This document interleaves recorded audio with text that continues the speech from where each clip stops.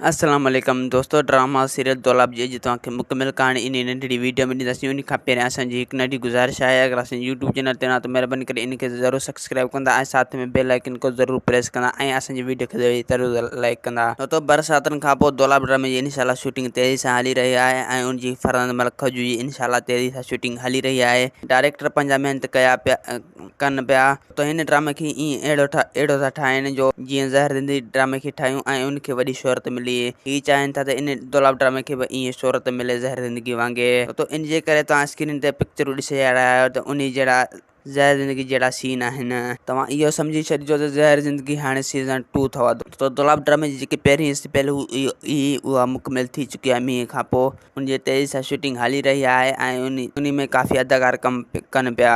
ऐं दोस्तों हिकु तव्हां लाइ ख़ुशख़बरी आहे, सिंध टीवी ते राति चंडग्रहण ड्रामो अची चुको अथव। तव्हां वञी उन ते सिंध टीवी खे सर्च करे उते ॾिसी सघो था।